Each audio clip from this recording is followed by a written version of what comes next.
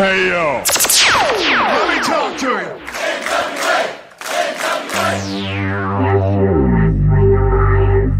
Ladies and gentlemen, welcome to the show. It's time for the Other Alliance Guys podcast with your hosts, Tim, Dave, and Jeremy. Oh, we're going to walk that aisle in style and profile. It's the Other Alliance Guys live at 6 o'clock on a Wednesday every week. I am Tim. I go by NWA Gold. I'm assisted here by my good friends, my brothers in this endeavor, Dave Scooby and Jeremy, wrestling with the MMA. How are you both doing today? Doing well. Doing good. This is, of course, as mentioned, the Other Alliance Guys podcast, a production of alliance-wrestling.com, your number one source for all items, news, and rumors for the National Wrestling Alliance. And we are running a very special show today, although it's only our 5th episode so far. In addition to touching on our NWA USA and Power recaps, looking at those UWN results, we're going to be having a round table around the Nature Boy, Ric Flair, his legacy, and what that means to the National Wrestling Alliance overall. In advance of his StarCast, Ric Flair's last match, which I'm sure everyone has heard about by this point. Dave's going to look at what could be in the future for Flair. How would he book Flair right now? We're going to be giving away at some point in this show a Ric Flair Ultimate Edition action figure from Mattel. So you have to be in the chat in order to win this item, which will be later in the broadcast. We need you to speak up. Jay, you can't win, buddy. Thanks for chiming in, though. The boss is here. Everyone look busy, as I like to say. But we will be giving it away to one lucky winner later on this program. I wanted to start, though, before we get into the recaps, before we talk about the NWA, what's going on the shows and the UWN, I wanted to report something that was said today.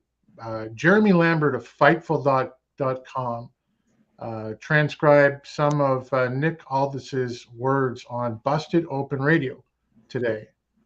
So as we all know, WPC was on Busted Open, where he took away Nick Aldis's earned number one contender spot at NWA 74 to face Trevor Murdoch for the NWA World's Heavyweight Championship, and handed that to the NWA television champion, Tyrus. So Aldis had this to say. I'm going to turn it over to you guys as soon as I read what he said. Aldis said, in part, I'm quoting, "I'm not going to apologize for being good at my job and having the impact I had on the NWA and the industry. I'm a 35-year-old grown effing man now, and I know who I am and I know what I'm worth. My whole reaction to this, good luck. I have nothing against Tyrus. He sells a hell of a lot of books. I hope he's putting tickets to NWA 74 in them. Ultimately, the people will tell you. I know the NWA audience because the NWA audience is largely my audience. I ain't going to apologize for that. That was my job. He's trying to recreate this image of me," talking about Billy Corgan, "as I was given this thing and I turned into a monster. No, I was given one of the most difficult tasks in the modern era of wrestling. I'm presented with this challenge of, do you think you can make anyone give a shit about the NWA? Yeah, I think I can." Those were his words today. Jeremy, your thoughts on Aldis's position in this matter, and is this a work or a shoot or a combination thereof? I'm starting to lean more towards it's a work shoot. I believe that there is tensions there.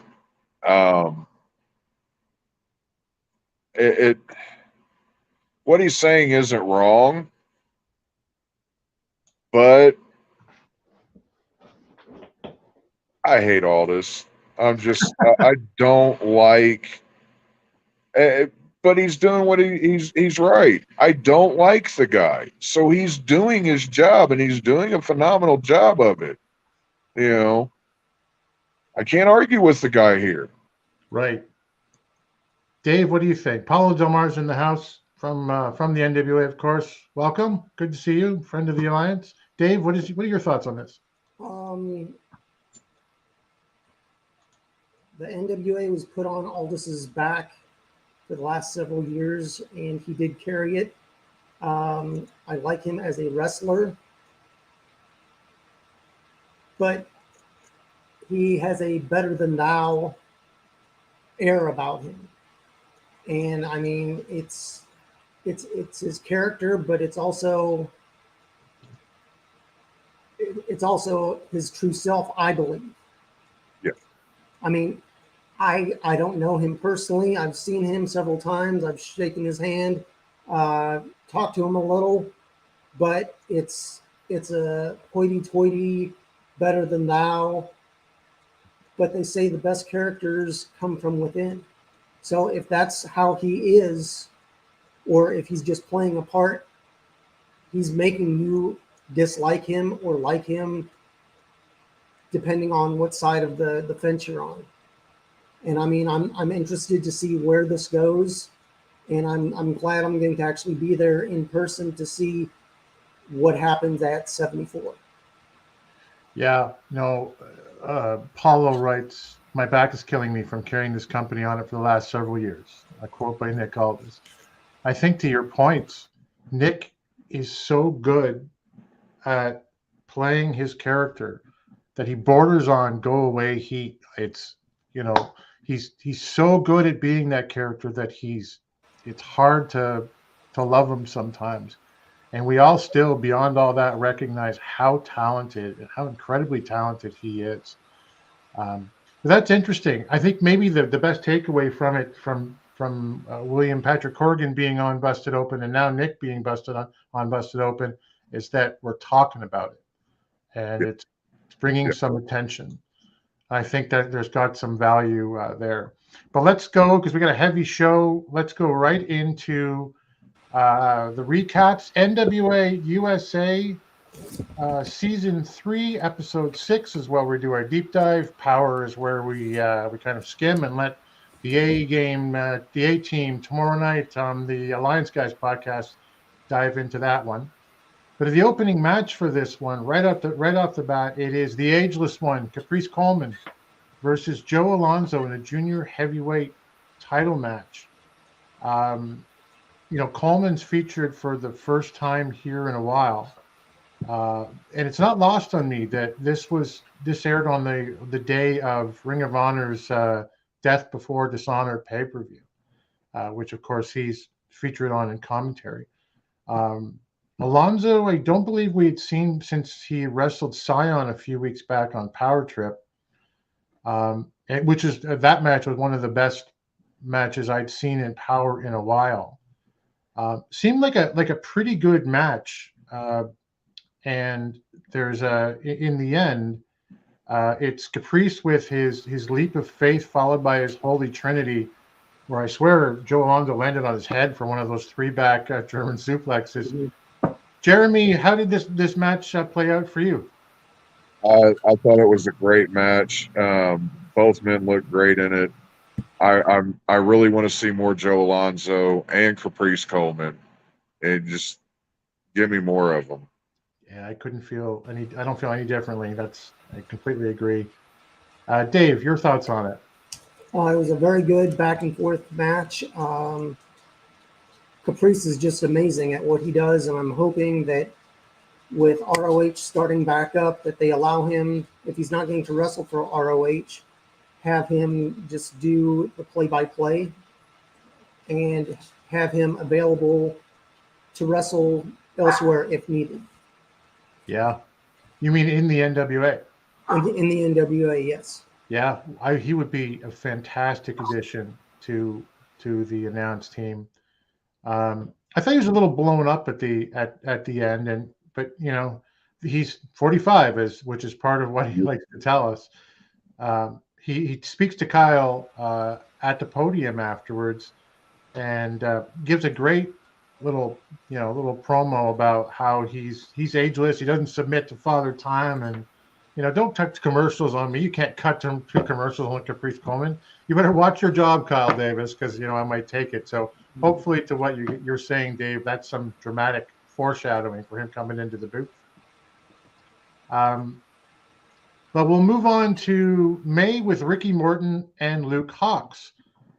Ricky says that Kerry is ready for Colby Carino, but Luke asked to be here, I guess, so we can yell at Ricky for not being there for he and PJ recently. Ricky says it wasn't intentional, offers an apology, and Luke doesn't take it. Dave, your thoughts on this one?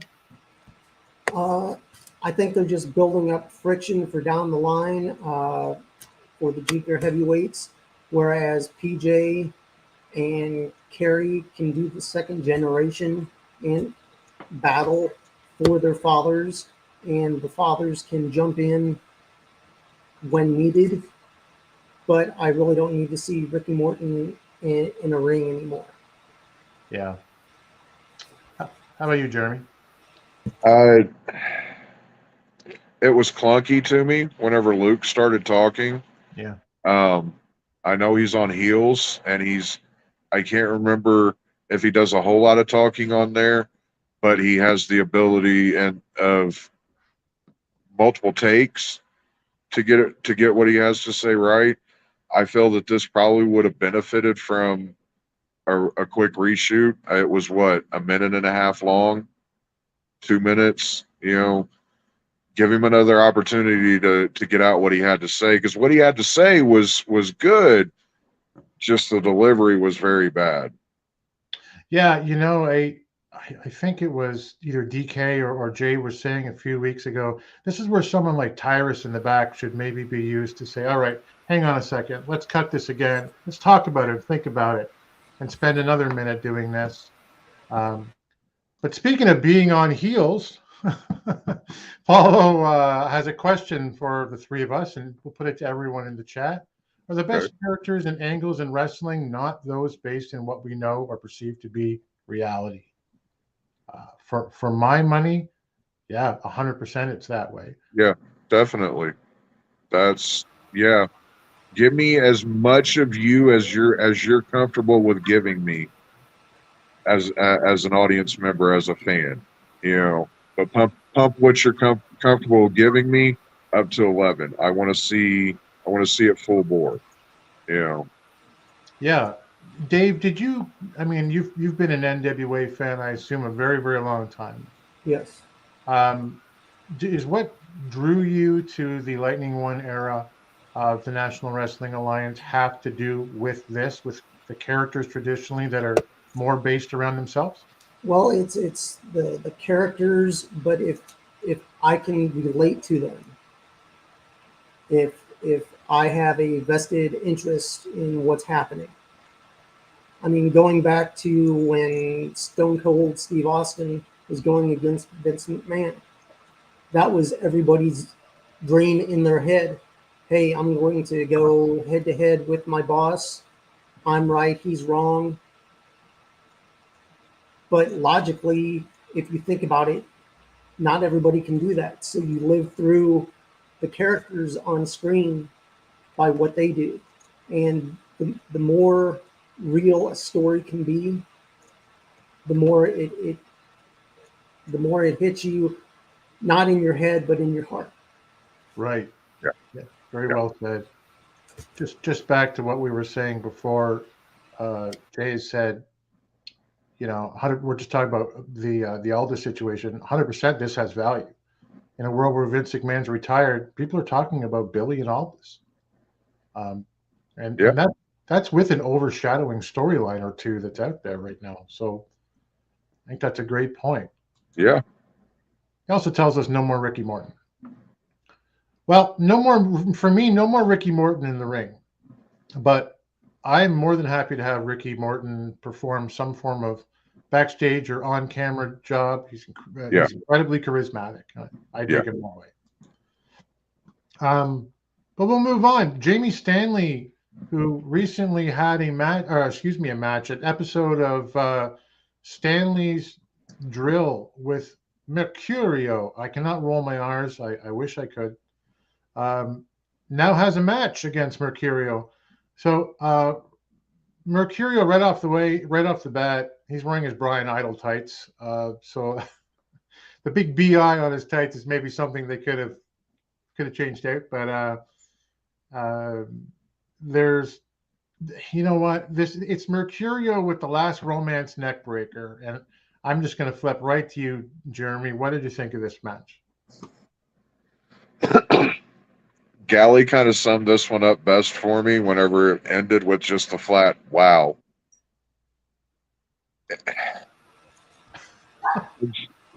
The whole on the end of everything and it just, that grates at me so bad. I have a hard time looking past that. I like the guy as a wrestler. He's a great wrestler. And it was a good match, but I'm hung up on the whole Mercurio bit, you know. Yeah. Dave, your thoughts on this bout between Jamie Stanley and Mercurio? It was a good match overall. I'm not sure where they're going storyline wise, but I'm glad to see that they followed up the interview from the past with an actual match. Yeah. And I mean, like you were saying, Jeremy, I mean, the accent grates on me. And all I'm hoping is that, okay, let's take it down the line and have him come out finally and say, "Oh, I fooled all of you. My name is Brian Idol," or I know they're not using Idol because of Austin Idol. "I'm so and so. I took you all for a ride. You can't always believe what you see or hear. So I'm here to prove everybody wrong. I had to change my name to get in, but from now on, I'm so-and-so." Whether it can be his real name or another name, who knows? Maybe Idol had another kid. Yeah, maybe he's the real son of Austin Idol. Yeah. Oh, why not? Sure. Why not? Look, I didn't think too much of this match myself. Lots of stupid yelling going on, and the combing of the hair and the whole bit. But it is what it is. It was better, in my opinion, than May Valentine with Odinson, which comes up next. And I want to preface this by saying I am an Odinson fan in the ring. He clearly just needs some coaching, some of the work we were just talking about on the mic.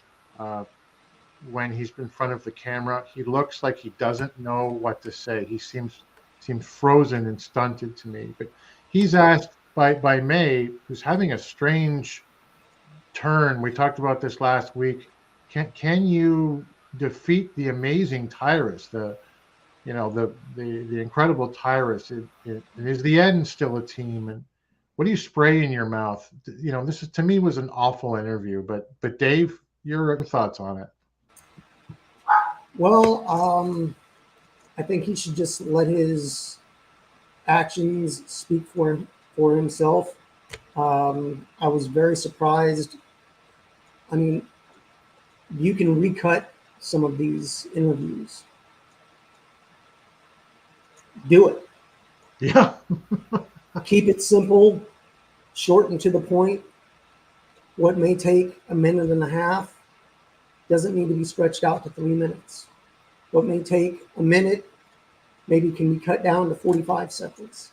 Less is more, and just keep it simple. Right. Yeah. I mean, Jeremy, your thoughts on it? So I can see where he was going with it, but it was a very bumpy road getting there. He definitely needs to be put in front of the camera with a microphone in front of him more, even if they're not rolling anything, just to get him comfortable. He's more than comfortable in the ring in front of a camera, Now he just needs to be comfortable in front of the camera with the mic in his face. He never, I think he only looked at the camera one time, maybe twice, and it was for the briefest of moments, but he just kept looking off to the side. And I can't, I need you to be more engaged in it. Yeah, absolutely. To that end, Paulo Del Mar, who's of course there and firsthand, writes that Odie has not had to speak for most of his career. He's been half of a duo. That's the end, where he scarcely talked for several years. Yeah, yeah. I don't think that we're complaining precisely that Odinson is talentless in this area, just that he needs that training on the microphone. It's experience.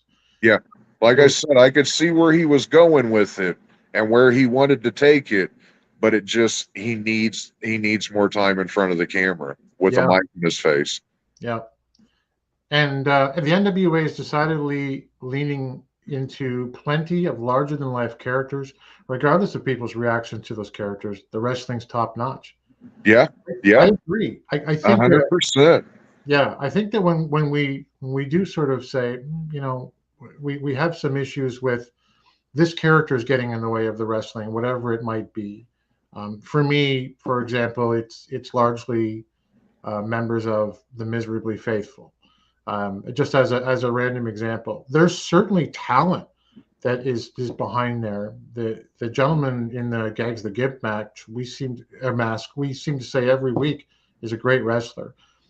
We just, I think, almost unilaterally want to see that wrestling overcome, not have to overcome like a character that's in the way. But Odinson will get better, and oh, definitely. Yeah, and I really predict great things for. He's still a young guy, so yeah. Yeah.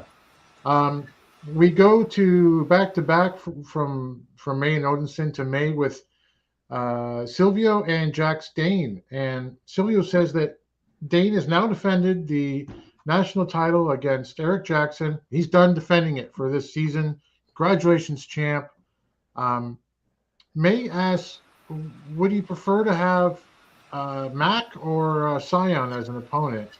And Dane says he's got the most prestigious belt because he holds it, and it doesn't really matter.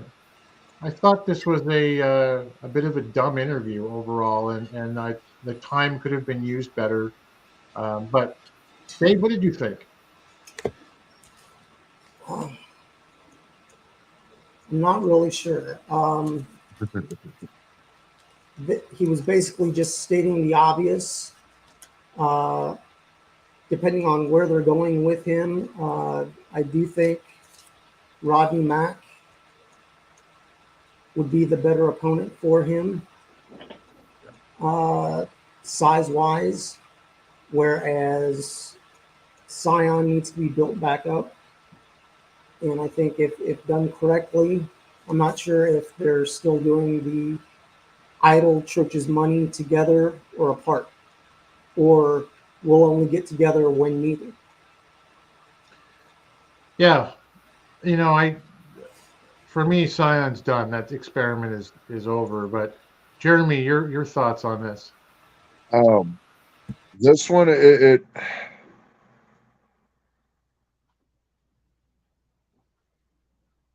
this was one that the last 45 seconds of it is a callback to what we said earlier about taking a minute and a half and cutting it down to 45 seconds. And 45 seconds flat. I timed it.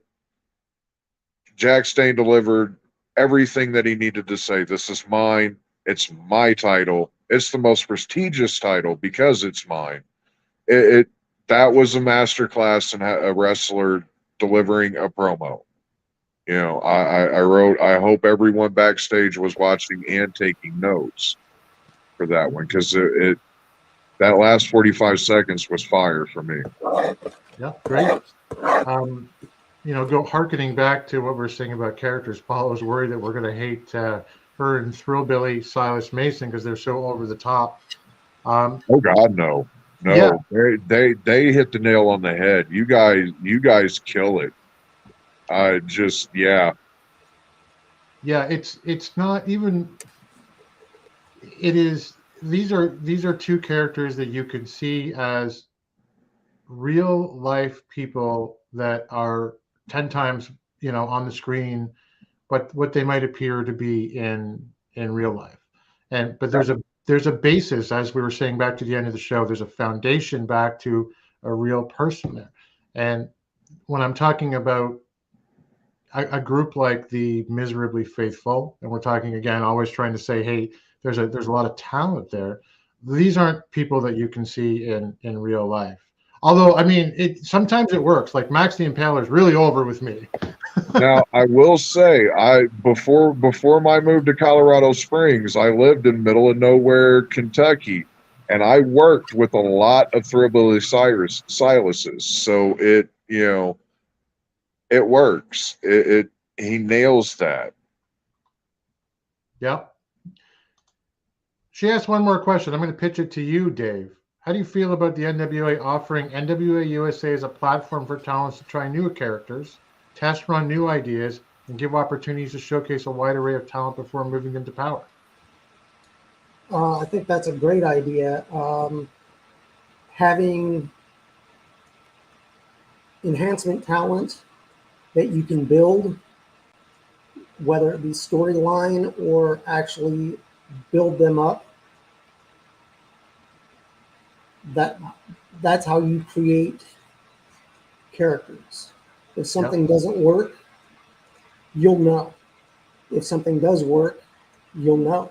Granted, it's being taped in front of 75 to 100 people, but with social media, you'll get an instant response, whether people liked it, whether they didn't like it. I mean, example would be question mark. That was a one-time thing that just exploded. Yeah. So I'm just hoping that they try different characters, see what works, see what doesn't. If it doesn't work, if they aren't getting any response or they're getting a bad response to it, it's already taped, it's in the can, but they can tweak it for the next time around. Make adjustments as you go. Right. And Paulo points out, it's a great place for this. You've got the World Junior Heavyweight here main eventing this show. You've got the U.S. Tag Team Championships that had some buzz around it. You got these newcoming, rising, and mid-card talents that are getting the exposure, and it's such a great opportunity to try new things. Oh, yeah. Yeah, I couldn't agree more. I'd like to see it really separated out from Power and to feel like a different show. Yeah. And maybe sometimes that's just a different set. I would love to see something like that happen. I think that's wonderful. Willie's here. Finally, Willie, we were waiting for you, my friend. And anyone else that's in the YouTube chat or whatever, just pop in and say hi real quick, so that way I can get you written down for the Ric Flair figure. I've got Pollo down now. I'm getting Willie's. So we're gonna draw this tonight. And we usually, I mean, I'll be honest, we have a lot less people right now than we normally do. So I'm a little surprised. Your chances of winning go even higher. Right. But we move into the main event for NWA USA. It's Kerry Morton versus Colby Carino, junior heavyweight title match with contention implications. And in this match, we start off where Morton demands that Carino be searched, and referee Kevin Keenan finds a metal bar. I guess it was a comb. Yeah, it was a comb. I guess we continue the match anyway. I mean, it would be silly to just go, well, you're disqualified, end of match. But anyway, there's decent chain wrestling in this match. Colby, for me, has really developed into a great chicken shit heel. Of course, I am unapologetic mark for his father, so there's always a bit of the Carino rub there for me. But um, Carino ends up hitting this great suplex into a backbreaker. That I thought that was a standout move for the match. And Kerry reverses a sunsetter into a roll up to win and move on to face Homicide, presumably at 74. Jeremy, what'd you think? I really liked this match. Both men worked the crowd really well. For being such young guys, they basically had that crowd in the palm of their hands. Every time Kobe said something to Ricky or not Ricky, but to Kerry or the crowd, they were booing him. Every time Kerry needed to be pumped up or look to the crowd, they were right there for him. Kerry kind of missed the cutter spot a little bit. He didn't come all the way through with it, but he still sold it really good. And the spear from Kobe really surprised me. That was a nice spear, a well-placed spear. Yeah, I hate the spear, but as far as they go, that was a pretty good one. Dave, your thoughts on it? Overall, I thought it was a very good match. It's little things like having Ricky out there. I understand he's there for his son, but when they're doing, you have to have a manager's license. You have to do this. You have to be.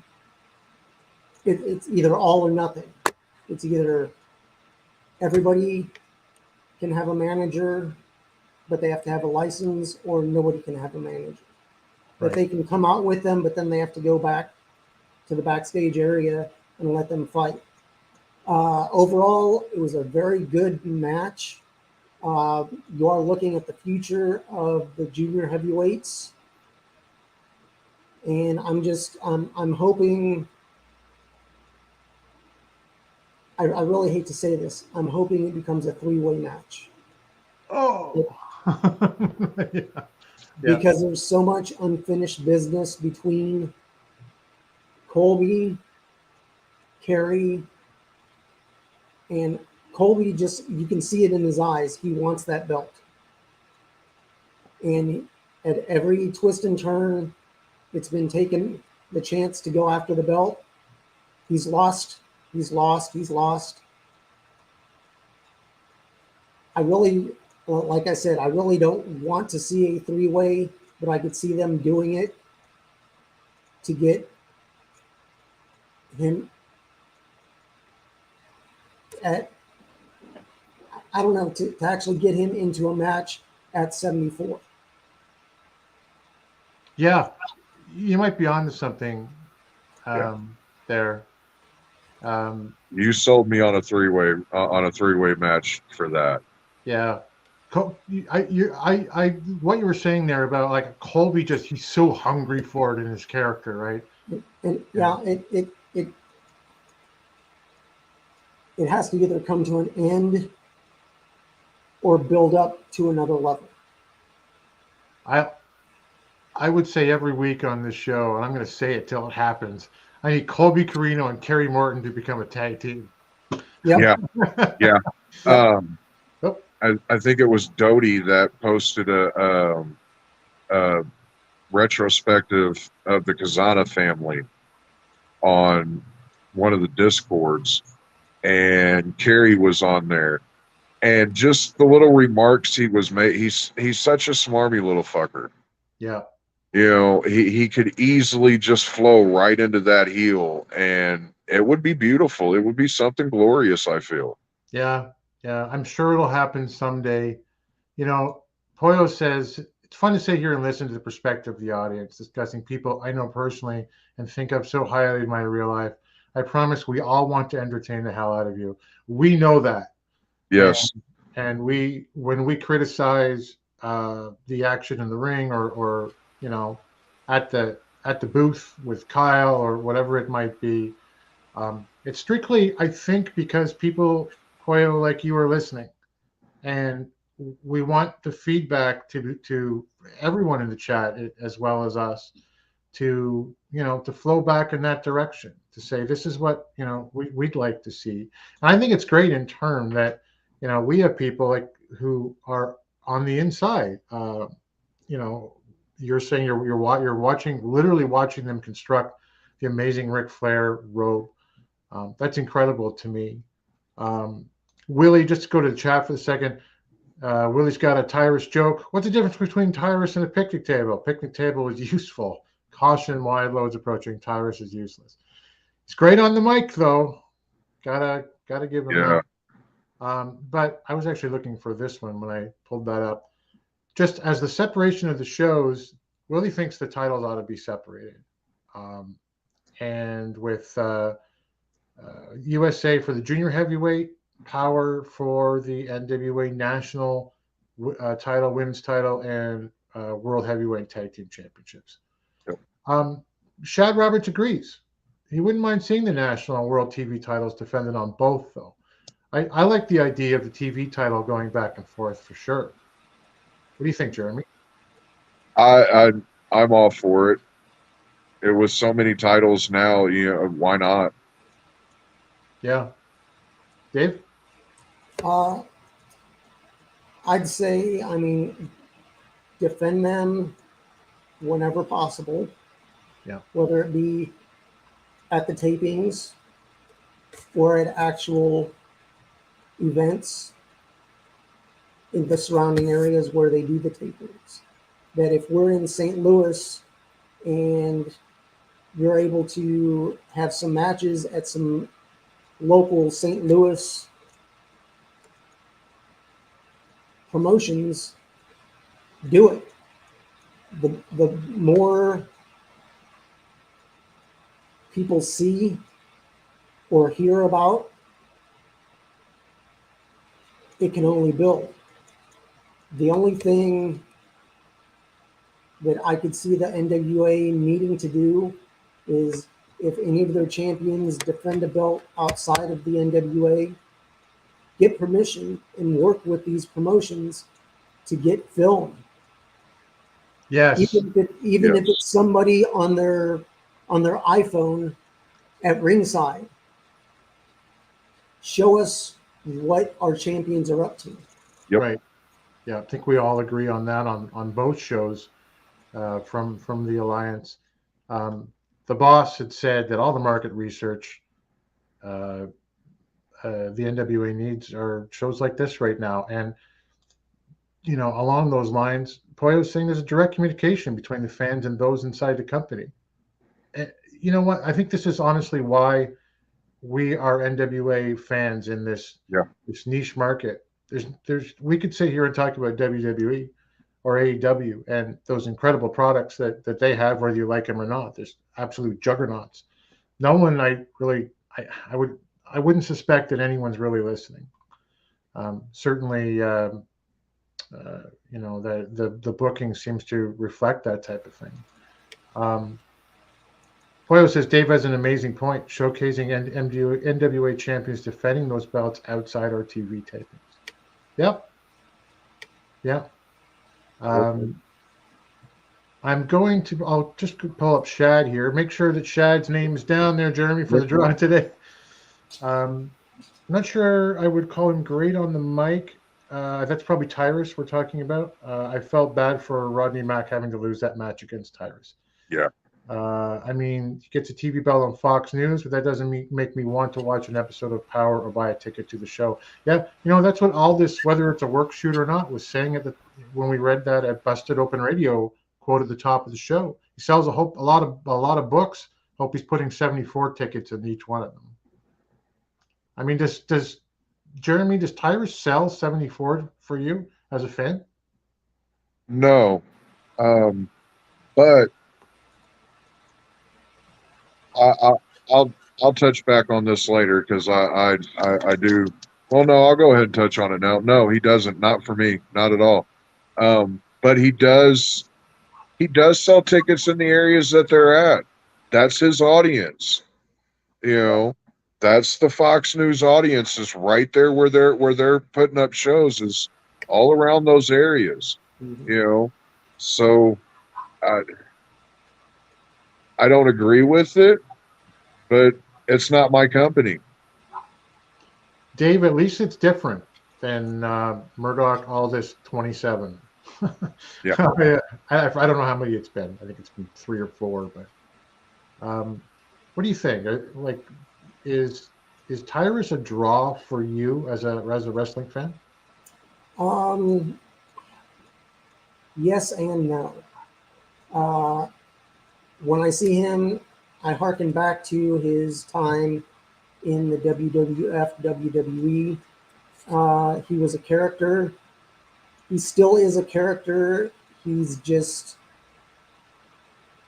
in my opinion, he can go short spurts in the ring, but I don't think he should be going for the championship unless he has a TV title match sometime before 74, wins it. That's his 7th. He goes and he loses. Therefore, it's Trevor 2 belts.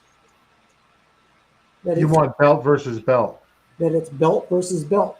That if you were put in that position by the boss, that's fine. But you have to give up something if you want to get something. Jeremy's nodding, and I think he's nodding for the same reason I am, because you know what? That would make me want to tune in. That would make it same. Yeah. To this point, we got to get on with Power, but Poyo says, as we discussed the NWA here, we tracked how often Tyrus talks up the NWA to his rather sizable social media following. Yeah, he is a 6'7", 6'8" Matt Cardona. He's here because of his exposure online and through Fox News. The difference is that Tyrus is older, and he's a little broken down. I just watched an interview with him, and I think it was with Chris Van Vliet, and he's incredible. I don't watch Fox News, guys. I'm a Canadian, but also I wouldn't watch Fox News to begin with. I just don't lean that way. But that's why he's here to me. That's what he brings to the table. It's just trying to wrap my head around how will this match look. And if it goes any longer than 10 minutes, I think that we're in trouble as fans. That's being liberal. What's that? That's being very kind. 10 minutes for him? I was being kind, yeah. Let's talk about with the end of Carino and Morton. We go into NWA Power Season 9, Episode 7. Yesterday, a very special edition of NWA Empowered. Was there any promotion for this, that it was going to be this at all, or did I miss it? I just caught it that day, I believe, or maybe the day before. Yeah. Yeah, me too. I didn't catch it, but we do start off with Kyle Davis is with Marty Bell, Paula Blaze, and the Pope, and they all speak about why empowerment in this business is so important to them. Paula speaks in Spanish, and for me, Pope really kills it with this pumped up promo about how the MWA gives a platform to the female talent to come and shine. Jeremy, what did you think of the opening for this? I don't speak Spanish, but I perfectly understood the Pope, and yeah, it was exactly what was needed to be said. It perfectly started off the show. Great way to start it. Jeremy, is anybody in the NWA a better on the mic than the Pope to you? Fuck no. How about you, Dave? No, Pope was great. Marty was great. I like that they are highlighting the women. Yeah. I myself believe there should be at least one women's match in every episode, whether it be USA, Power. I mean, highlight them. I mean, you have a very strong women's roster going now, and push them. Yeah. Let's see. I mean, if if they're going for a championship, make it worth my while. I want to see why they're going for that championship. And the only thing, I mean, just like Jeremy said, I myself don't speak Spanish. I can order a taco and that's about it. But this is pre-recorded. Somebody should have gone in and done subtitles. Yeah, great point. I mean, it's a little thing. I mean, it sounded to me that she was impassioned, that she was Yes. grateful, that she just, I mean, she had spirit behind what she was saying, but I have no idea what she was saying. Yeah, that's a great point. And the boss is saying, you know, the Pope is the greatest talker in the NWA right now. He like the rest of us are always talking about the little things, like you just mentioned, the subtitles. A little thing for me is when the Pope says, "This is pro wrestling, and this is the end of this is Empower." You cut right there at the end of that promo. You don't throw it back to me going, "Great, let's get on with the show." Yeah. It is just go from Pope straight into the opening, right? That's yeah. I don't know. He hit a home run, and yeah. And to point out Pollo's comment, the Pope and Her's podcast is great. I've listened to it a couple different times, and yeah, I love that podcast. It's a good one. Yeah, please throw the link down and or put it on Twitter if you prefer, and we'll keep spreading the word on that one. I have not had the pleasure, so I definitely will before the week's out. But we move into Casey Lennox, the debuting Casey Lennox versus Kenzie Page.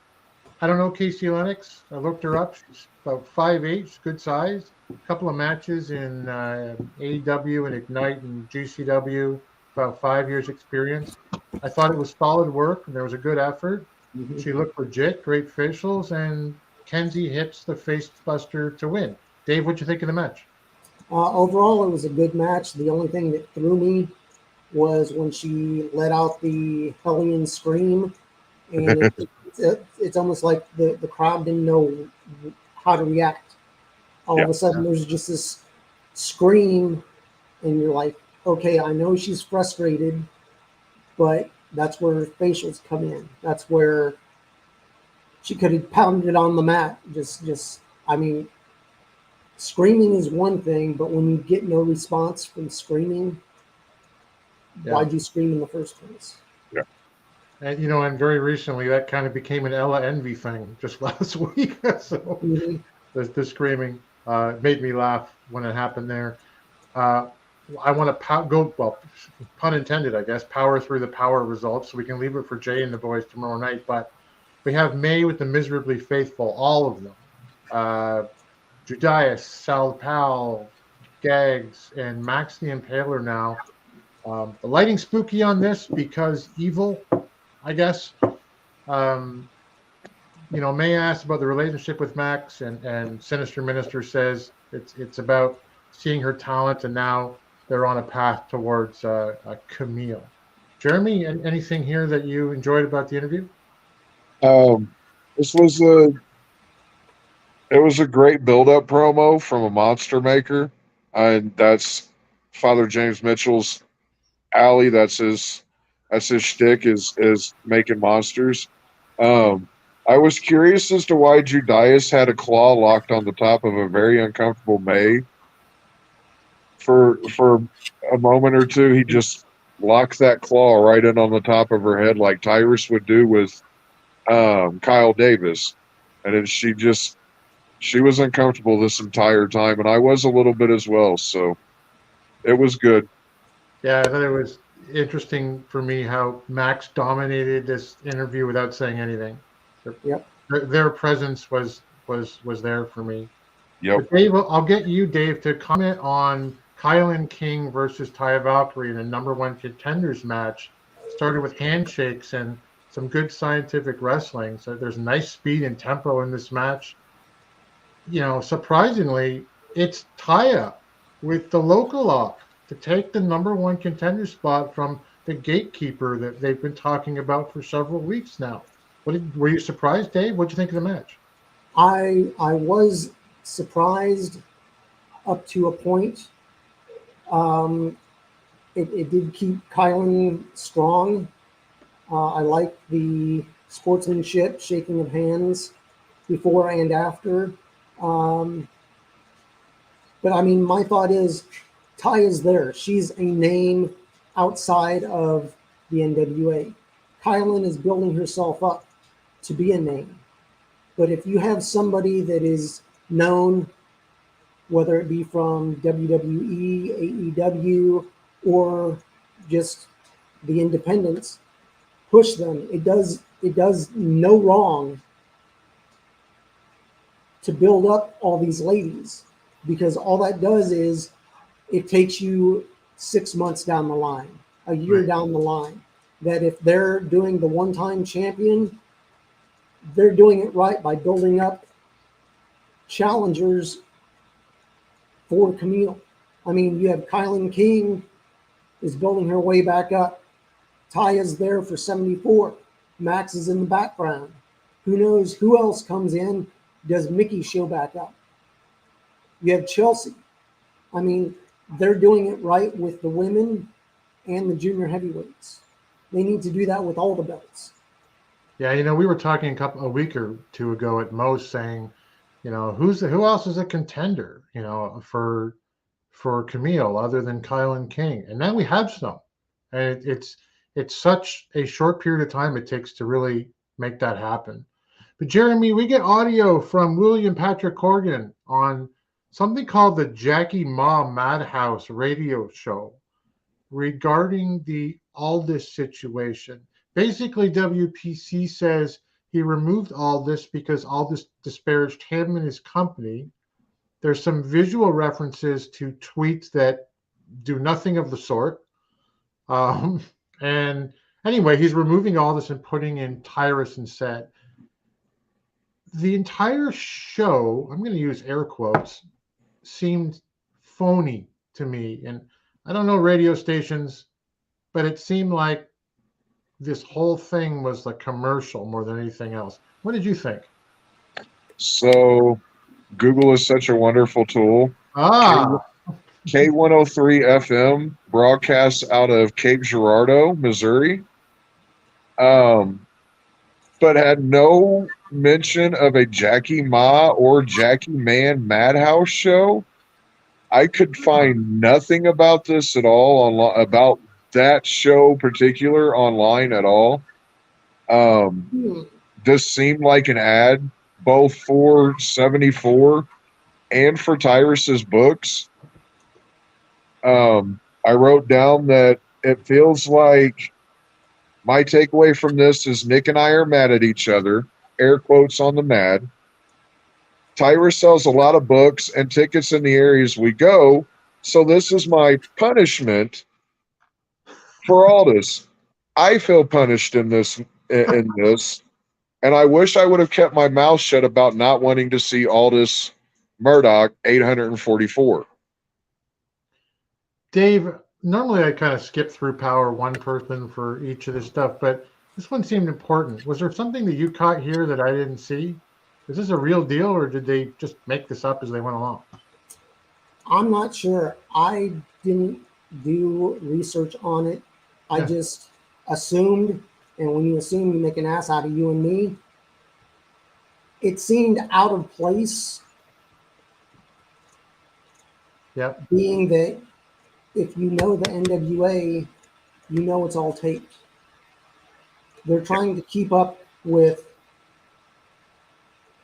current happenings of the NWA on a taped show from 6-8 weeks ago. Yeah, it's true. It seemed like one of those clumsy things. Yeah. Anyway, so I'll move on from it. We get May with Medusa and Allison Kay. Found this a bit clunky too. They announced, hey, there's an NWA women's television title that's coming up. Because I I'm sorry, but as the guy who's general focus around pro wrestling beyond NWA is just the love of the belts. The NWA apparently needs a 10th title. AK says it's really going to heat up around this division now, and she's looking for it. Medusa won't say if she's competing for it. I mean, I don't know why she would, but she has this weird do not kill the messenger line at the end that I did not understand. Jeremy, anything here? The whole Medusa being asked if she's going to compete and then being kind of shady about her answer is a throwback to her appearance on This Is Pro Wrestling Show podcast.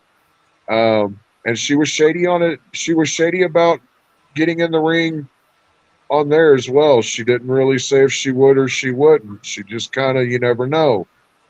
It's wrestling, you know. I do we need another title? We do not. But it's Dave said again, no, I agree. it's not my company. You know, again, I say it's not my company. So I don't know what's going on behind the scenes. I don't know who all that they're talking to in preparation for 74 and moving forward. You know, so I'm going to keep an open mind about this. Yep. Dave, do we need another title? Me personally, no, but I'm glad that they're giving the women another title to go after. But, Yeah. I mean, they're not highlighting the women tag belts. There's almost too much. I mean, belt-wise, there's almost too many belts for the amount of time that they have to feature on TV or Fight TV or YouTube. Whatever direction they go, they need to either expand their programming or, like I said before, make sure every champion defends that belt outside of the NWA and that they get footage of it somehow. Yep. I don't know how, but I mean, you're a company. Do business with other people and do a handshake agreement, do a written agreement, whatever needs to be done, because in the long run, everybody wins. Right. It feels like they're at the, like I said, I'm staying optimistic because I don't know what's going on back behind the scenes, but it feels like they're mowing a field with a push mower at the moment. Right. Willie says you're going to get more titles. You got to have a bigger roster. Pipe Picasso. Nice. Jeremy's right. Good to see you, Pipe. Yeah. The NWA is going to have more belts than AEW. Pretty sure they do. They have 10 now.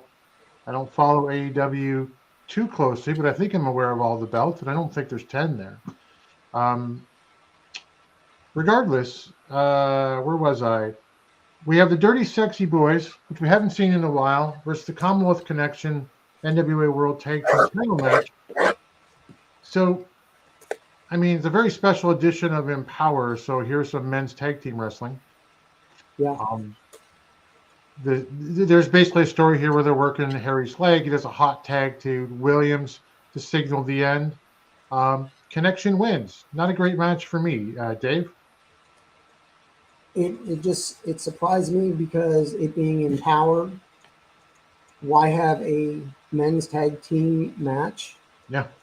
And nothing against the Dirty Sexy Boys, but who have they beaten to get a title shot? It's almost like, hey, these guys are here. Let's just film a match. The crowd's okay. Let's throw this in where needed. Right. It wasn't a bad match, but it didn't highlight everybody that was in the match. And it sure, I mean, there's no reasoning, logic, just basic logic. Yeah, you're right. Vincent Verb X Patterson, I hope I'm saying that correctly. They actually have 11 belts if you include the ROH titles. Fair enough. absolutely right. You said something one of our earlier shows, Dave, that has resonated with me around this, and that it has to make sense, and that continuity is not necessarily the NWA's best friend. Mhm. Both of those things ring true. Like, have a reason for the Dirty Sexy Boys to face a Commonwealth connection. I've seen better work out of both, but there you go. It does lead into our main event, however, which is Chelsea Green with Matt Cardona versus Camille for the NWA World Women's Championship. He doesn't have a manager license, but this is Power, so I guess he doesn't need one. Camille's a face here. There's no more. I don't detect any heel stuff out of Camille in this because that's Green's job. It's surprisingly close, but Cardona interferes and gets caught, and it's Camille during that distraction with the spear. Jeremy, your thoughts on this one? Why was Matt Cardona out there? Does he have a manager's license? Again, continuity on that. It was a decent match overall for me. Chelsea kind of botched a snapmare a little on Camille, but Camille sold it perfectly. I didn't understand why Cardona was out there. Yeah. What did you think of the action, Dave? The action overall, I mean, I'd give it like a 7 out of 10. There were a few clunkers where they either missed a move or the move didn't fully go through. But they caught back up. I'm just wondering how many more chances Chelsea's going to get at Camille. Yeah, there's been a few. I mean, I know she's a name, and I know they need to keep the Cardona stigma within the NWA. It's something needs to be done. Yep. Yeah, A Matt couple had weeks- marriage. Yeah, go A ahead. couple weeks ago, she did that tag match with Max, and it was the Mutt and Jeff, the oddball tag team match. I would have rather seen that go storyline wise than have her go against Camille. Yeah. Yeah. Have them go for the tag titles. But now Max is with Father Mitchell, and we'll see where that goes. But like I said, overall 7 out of 10. It was a good, hard-hitting match, and Camille is as champion is doing very well, but she's still showing that she's not the almighty. Right. That she can get taken down, but in the end, she ended up keeping her belt, which I'm glad. I'm hoping that they don't get themselves in a corner by doing the one-time champion. Well, once she loses, there she goes. Yeah, I think they're telling a The good. storyline's done. Yeah, I think they're telling a good story now, leading into 74. Like, is she beatable?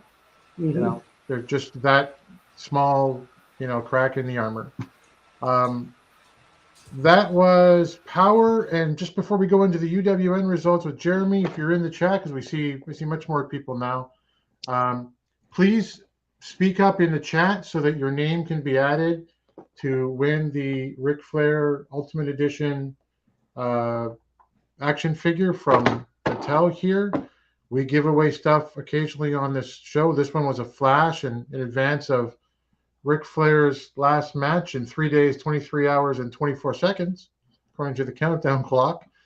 We thought that was a good one. So please speak up. Just type something into the chat. Let us know you're here so that you can be counted. Jeremy, the United Wrestling Network, the brainchild of our man David Marquez, Give us the results out of Memphis and Hollywood for this past week. All right, so with Championship Wrestling from Memphis, the show opens with a quick recap of last week's assault by Money Mark, Mike Anthony, Big Jack, and Brother Bruce on the gun show Brett Michaels. Then we jump to a match with the Master of Fat Jitsu K Toomer versus Zay Washington of the Young Goats.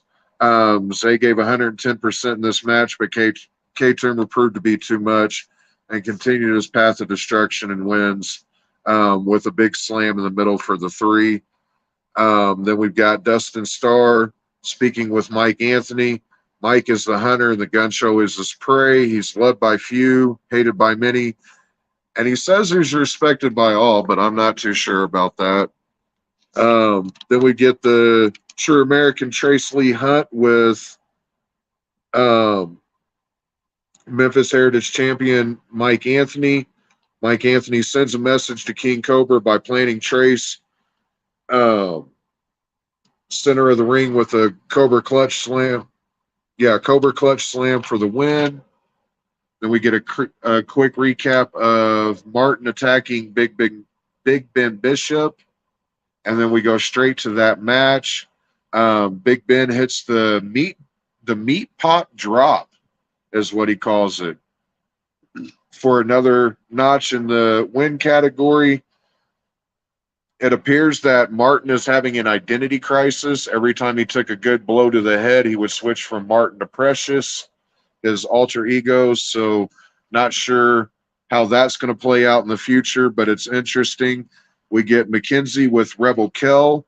Rebel Kell is ready for the gauntlet for the gold too.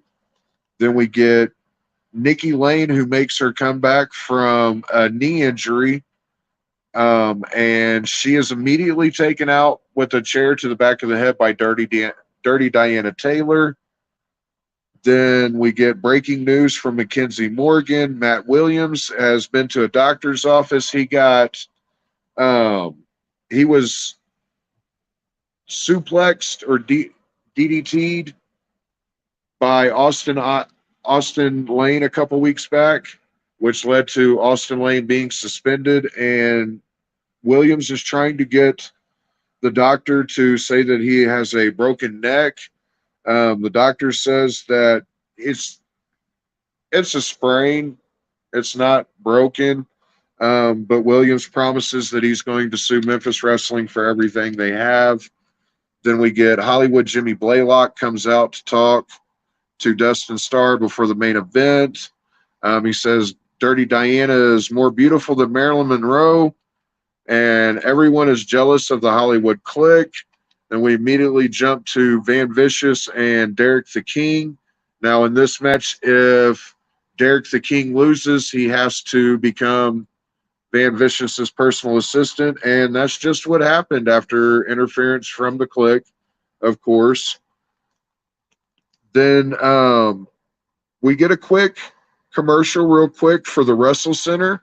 If you live in the Memphis area or you are interested in learning how to wrestle, become a referee, a manager, all kinds of different avenues with the Wrestle Center, and you're willing to move for that, hit up the Wrestle Center at, let's see, we've got WrestleCenter901.com.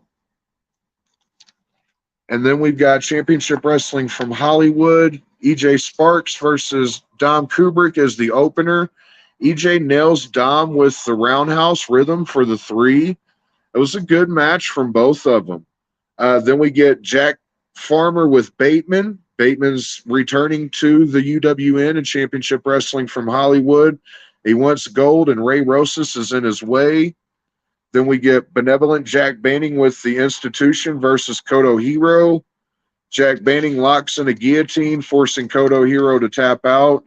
These guys are just, the Institution is just running roughshod over everyone. I'm quite invested in this little stable that they've got going on. Then we get a backstage with Zicky Dice. The Bodega shows up, and Danny Limelight confronts Zicky and wants to run it back. Zicky suggests that they have a tag match with a mystery partner of his choosing, and the Bodega agree. Then we get a United World Tag match between Reno Scum. Yeah. And then Beef Candy, or Beef Candy, as they say it. Beef Candy steals the win after Adam Thornstowe hits Luster with the super kick by accident, and Richie Slade gets a roll-up pin, while Flex McCallion pulls Thornstowe out of the ring. After the bell, Reno Scum attack Beef Candy, and then the Midnight Heat and the Wolf Zaddies come out to fill up the ring.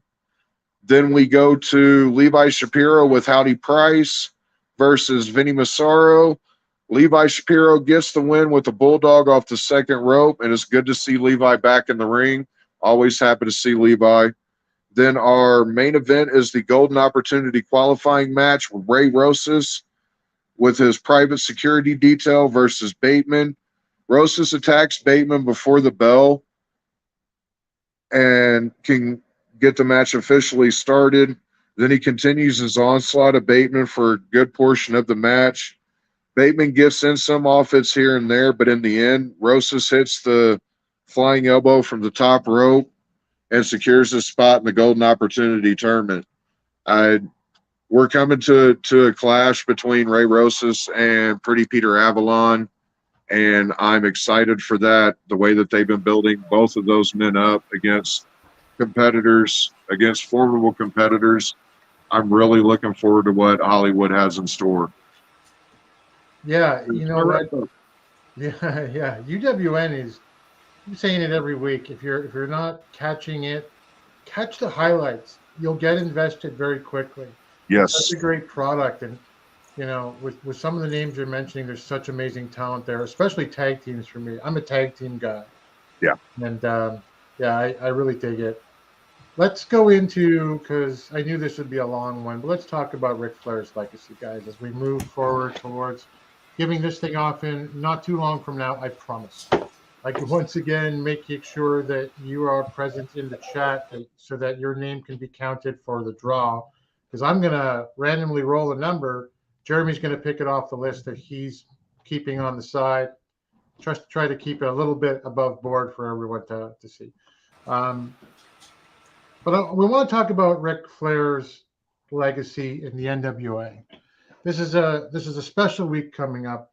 Like I said, 3 days, 22 hours, 52 minutes, and 15 seconds from 1 second ago, Ric Flair will wrestle what is allegedly his last match at the age of 73.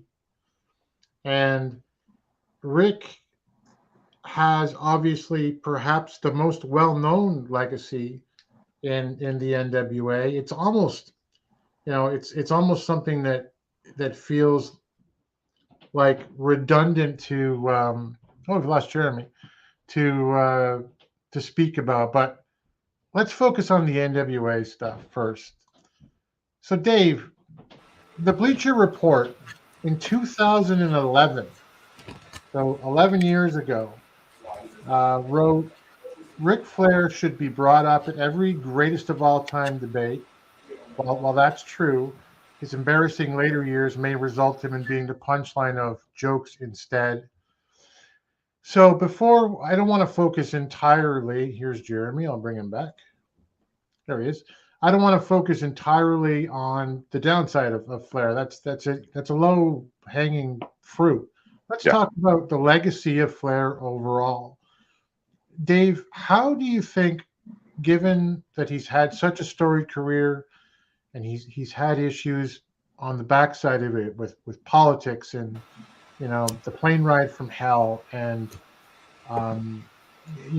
financial woes and everything that we've seen in Impact maybe, how ultimately do you think that he will be remembered? Is he going to be remembered by the fans of today as the fantastic performer who packed arenas for decades, or is he going to be remembered as something less than that? I'd say he'll be remembered by today's wrestling. I mean, when people look at it, it's very short. If you don't go all the way back to like Starcade '83, when he and Harley did battle, Yep. if you don't look back to the history and legacy of the NWA, of where he started, and the plane ride where he was actually injured, and his comeback. But if you're only looking at Ric Flair by today's standards, that's the one good thing about the WWE Network. You can go back and look at all these older matches and see people in their highlight. It's a great point. And I mean, I've always been a fan of his work. And I mean, Ric Flair is Ric Flair. What you see in the ring and outside of the ring, it's not, oh, I'm going to up it 10%, 20%, 30%. That's him. He's always on. Right. He is always on. You can't take Ric Flair, I don't think, in one specific time in his career and judge him good or bad for his legacy. You know, like he's 16 times, 17 times, 21 times, depending on who you ask, world champion or what you count. But if you look at just PWI, Pro Wrestling Illustrated, over the years, which when I was a kid was, I mean, that was the pinnacle of publications for wrestling. You know, he's got Feud of the Year 3 times in the 80s. He's a 5-time Wrestler of the Year. He's the Wrestler of the Decade in I think the 80s, which includes Hulk Hogan, right? You know, he had matches of the year with obviously Steamboat, with Shawn Michaels, with Dusty Rhodes in the Steel Cage of the Great American Bash. Jeremy, given that aspect of his career, is Ric Flair, and I asked the chat this to respond as well, if you would, is Ric Flair the greatest professional wrestler of all time? Yes, because no one else has done better or more than Flair. People have come close, but we're lacking somewhere. Cena, for example, as far as the WWE is concerned, Cena and Flair tied for title runs, but Cena never had the full backing of the crowd. Right. It didn't matter where he was, face, heel, Four Horsemen, Lone Gunman, he always had the crowd behind him. Dave, is he number one? And if he isn't, or even if he is, who do you think's number 2 or 3? I think he's within the top 3. I would say, I mean, Hogan, whether you like him or hate him, his appeal with the eat your vitamins, say your prayers, and all the kids.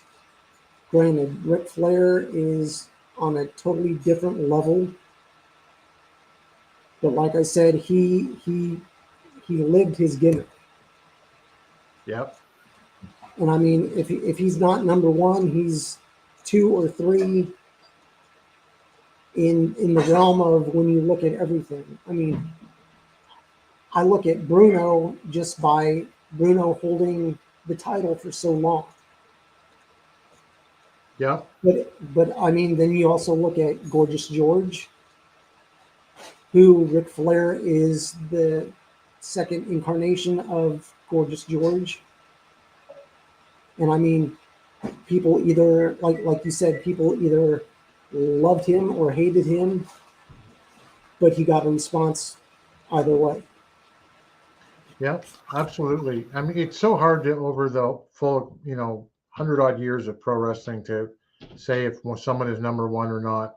For me, certainly is whether you're a fan or not, or what portion of his legacy you choose to put up front on Ric Flair. He's certainly the greatest and most influential wrestler for me in the modern era. Shad Roberts says, for me, Flair's the greatest of all time. All the accolades Tim read from PWI happened during Hulkamania and the nationwide push of the WWF. You got it. I think that speaks for so much. Pipe, Mount Rushmore of wrestling is Hogan, Andre, Stone Cold, and Piper. But it's on Ric Flair's Space Mountain. Yeah. I don't know. Like, no one can ever agree on who's on the Mount Rushmore. But I love that. That's fantastic. And that says something in itself that Flair didn't have the main steam push Hogan did. Yeah, he didn't have the machine behind him that Hogan did. But Jeremy, what do you think? Part of Flair's legacy for me is what he did for giving the rub to other people. And what do you think the careers of people like Ricky Steamboat or Sting would be like if it hadn't been, they hadn't wrestled the Nature Boy in the matches that they did, or in some cases as often as they did? With Ricky, I'm not so sure that he would have had any problems getting there.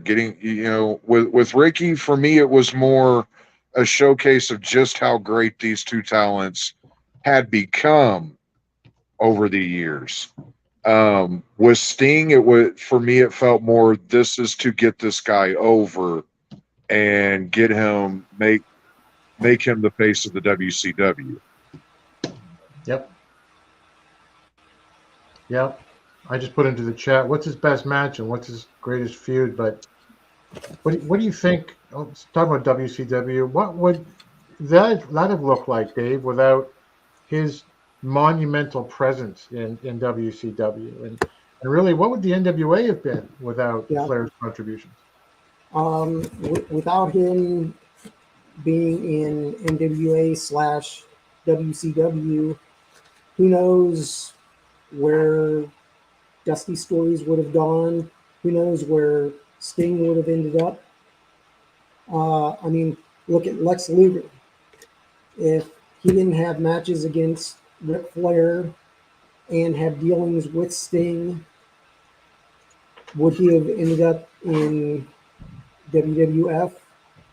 And what would have, I mean, it all intermingles.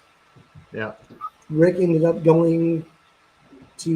taking the big gold and going to WWF. Who knows what stories would have happened if he wouldn't have been there. Right.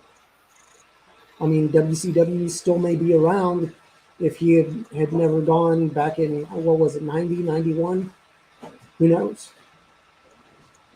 Well, Willie says Hogan's a farce, and I know we're not talking about Hogan, but he never wrestled Brody and the Road Warriors and Steve Williams and Giant Baba like Flair did. Hogan would have gotten squashed.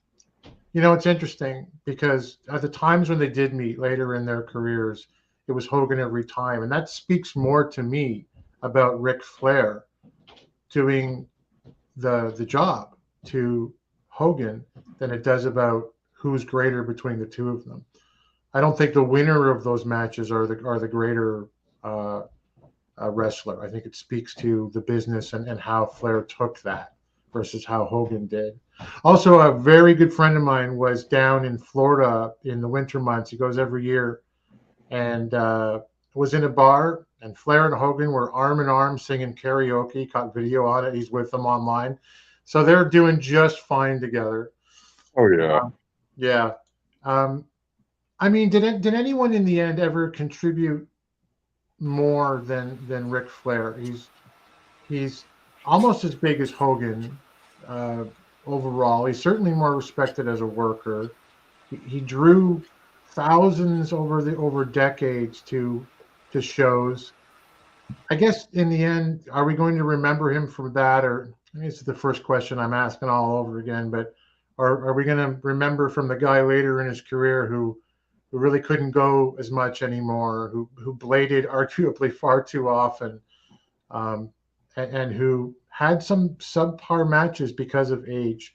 I really hope that legacy sticks with overall. I really think that the greater part of Flair's career is, the former of that, the amazing work that he did. And I hope that, to Dave, your point, that people go back to to the old tapes that are available through the WWE Network and watch some of his matches if they haven't seen it. Good discussion, guys, and great thank you from the chat. Flair and Steamboat, best wrestling matches. Flair and Dusty, best feud. It's hard to argue with. I mean, when people talk about the greatest Flair matches, greatest matches, forget Flair matches, greatest matches of all time, they inevitably say Flair versus Steamboat. Oh, Jeremy's got something else. Flair versus Barry Windham at Battle for the Belts 2. Yeah. That went like 40, just shy of 42 minutes, and Flair made that man look like $1 million in the end. 42-minute match for Ric Flair is a part-time job, isn't it? It was scheduled for 60. Yeah. Yeah, it was incredible. You know what? I always love that Flair moment just because we don't get a chance to talk about these little moments in these programs. But when Windham won that world title and Flair walked it into the ring and strapped it around his waist, and there was that moment, you guys know what I'm talking about, where Windham turns around and there's just that, it's going to end up down there. It was powerful for me as a younger guy. Yep. That here I am. I'm 51 and I remember that stuff now. So, great discussion. Dave, let's flow right into it. Just before we give this away, please speak up in the chat. I see there's a bunch of you now. Make sure your name is in for this so that Jeremy can capture it in a moment when we make the draw. Dave, Ric Flair's not dead. He's 73, going into his last match with more buzz than anything that. Well, I mean, maybe Vince's retirement has more. That might be the most right now. But he still knows at 73 how to draw an audience. He can still talk, and I guess we'll see on Sunday if he can still go. But as I say, he's not dead. If Rick were to continue on in the wrestling business, how would you book him? You're the fantasy booker. How would you move Ric Flair looking forward in his career? I'm not sure if he is allowed to use the Four Horsemen name, but use the premise of the Four Horsemen. But in my thoughts, do a Forbidden Door Four Horsemen where they can show up from anywhere. Possibly have FTR as the tag team. Maybe bring in Adam Page. And surprise, surprise, bring in Nick Aldis as the next Ric Flair. Man, I'd buy that. They wouldn't be in one promotion, but they could back up each other at their different promotions. I mean, FTR is AAA and ROH champions. And I mean, whoever your other people are, do a Forbidden Door Four Horsemen, where they're from 2 or 3 different companies, but they can show up at any and all companies to defend belts or defend their honor. When you mentioned that could he fill a J.J. Dillon role with the Four Horsemen, I didn't realize that you were going to go cross promotional, and that to me is really an exciting idea. It's almost, and I hate to say it because the Horsemen are involved here, it's almost NWO like, and like to actually go between different promotions, causing havoc, winning titles. I could really get behind something like that. So you had Aldis. Who else? I mean, I would pick Adam Page, but I mean, you could even go. I mean, you could do New Japan. I mean, Naito. Yeah, I mean, You could pick just about anybody. Yeah, I'd love to see a tag team for, like the greatest version of the Horsemen that never existed and would have included the Midnight Express. And Yeah. I mean, I don't know. Like, I don't know that I'd want to push down a team like FTR. It almost feels like a step down given what they're doing right now. But to put them in a group like that, oh my gosh, my mind is blown.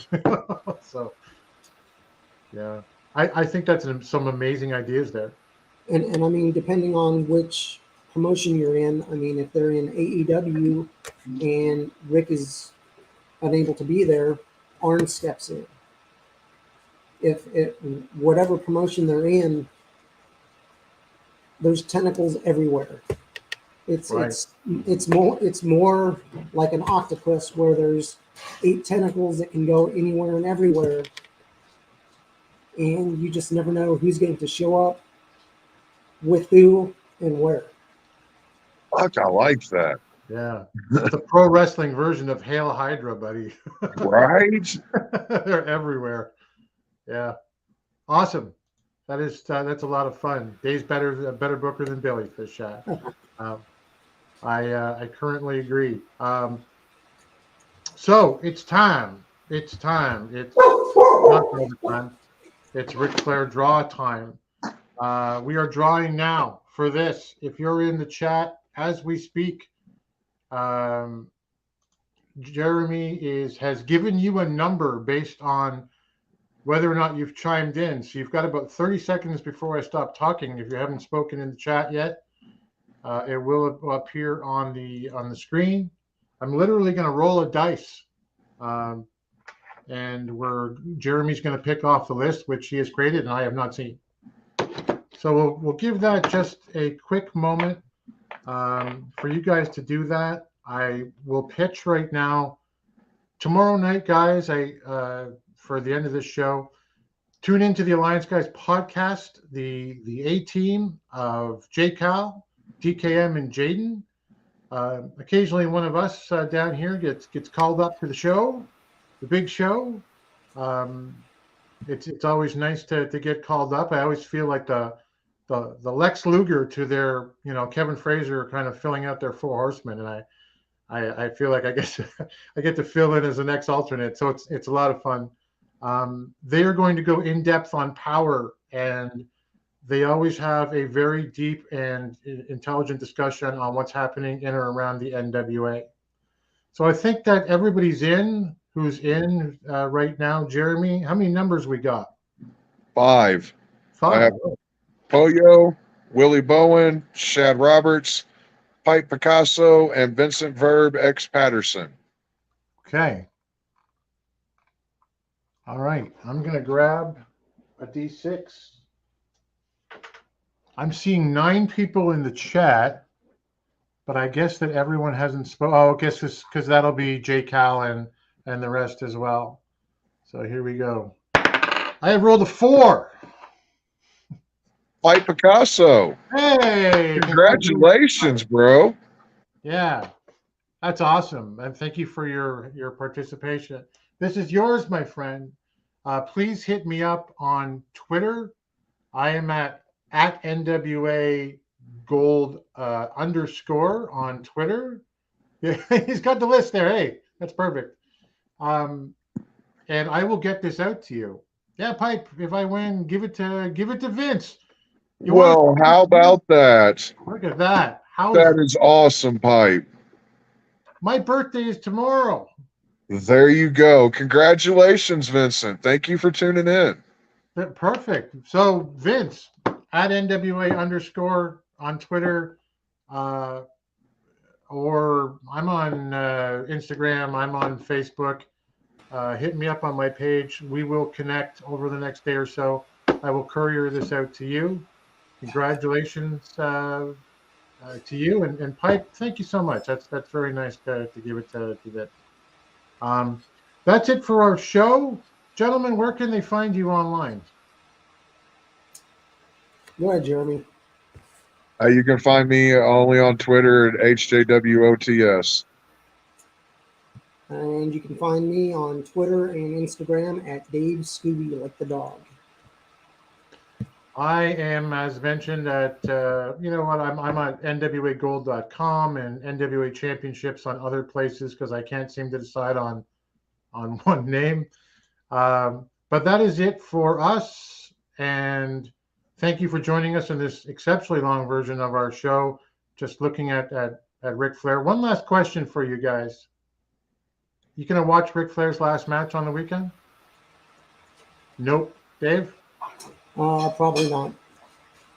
I'm sure I'll be able to find it online somewhere, but too rich for my blood.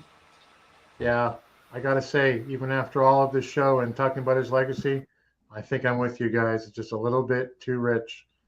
So that's it. That's it for us. Thank you all very much. What would Thank Rick you. say? Happy birthday, Vincent. Happy birthday to you. And I don't know whether you like it or not. Learn to love it. It's the best thing going today. Thanks for joining the stream. This has been a presentation of Alliance-Wrestling.com. We genuinely appreciate your support. Would you consider subscribing so you'll never miss a future episode? I'd also like to remind you we do a live stream every Tuesday at 5 p.m. before NWA Power. You can find us on social media at The Alliance Blog. And until next time, we are The Alliance.